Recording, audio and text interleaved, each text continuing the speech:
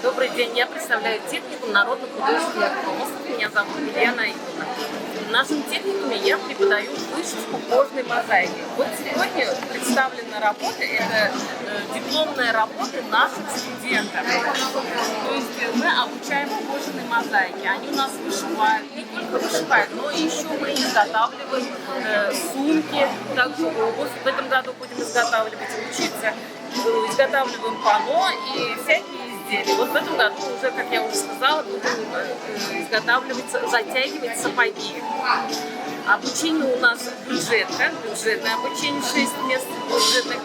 Но еще наш техникум, он вообще уникальный. У нас не только кожаная мозаика, очень много других промыслов народных. Например, ювелирка, портные и так далее. Да? Гончарка есть. Ну, дальше. Мы вот видим, что у вас уже несколько клиенток подошли, купили платки, сделанные на шелке и вот на шифоне. Да. Вот покажите нам свои изделия. Да. А также в нашем техникуме изготавливают платки, печатают платки, закупили станок. И на шифоне мы печатаем шифоновые платки и шелковые платки. Нам уж очень понравилась вот эта сумка. Это дипломная работа, да, дипломная работа нашей студентки, выпускная работа. А сколько у вас студентов? Сколько вот сейчас учится? Общий в техникуме 500. Именно в вашей группе? В моей группе бюджетка 6 человек, а потом уже и платное бывает. В этом году у нас вообще приезжали взрослые женщины из Купмара, они у нас обучались именно кожной мозаике. Есть и курсы есть. Ведь всегда кожная мозаика такого была представлена в Арске, да? Первые специалисты, говорят, вышли оттуда.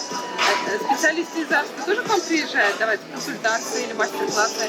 У нас или вы сами не ездите? Нету, мы сами. Вот я сама обучалась у Ильдара Шахудинова. Он потомственный ячижный мастер. Я в основном советуюсь с ним. А шить прохожу обувь, я уже прохожу курсы. А на будущее какие у вас планы? Вот обувь шить. Это же наше достояние, национальное достояние, обувь. Вот затягивать обувь. Вы слышали, что вы бывший банковский работник. Да. Как можно систему банка поменять на творчество, народное творчество? Оно само как-то получилось. Знаете, долгие годы это у меня было хобби. Я ходила к Ильдарабы, обучалась, это было хобби. А потом как-то само получилось, перевернулось и превратилось в мою работу. Ну, мы видим, что вы очень счастливы и очень довольны жизнью. Мне очень нравится. А вот скажите про это панно. Это панно тоже дипломная работа на моей выпускнице. Тут каждый орнамент, он же читается, если здесь прочитать, это дерево жизни. И просто она украсила три листика. Три листика это как, если символика, это государство. То есть дерево жизни, оно в нашем, как бы растет в нашем государстве. Ну, там человек, я не помню, уже она расшифровала полностью как. А вот это что за орнамент? Очень Это интересный умай. национальный цветы. Это умай, птица умай. Дело в том, что здесь у нас Это надо так посмотреть, вверх ногами, да? Ой, точно. Дело в том, что сундук они шили, обтянули мы кожей, а это как триптих, уже несколько панно умай. Это древняя птица?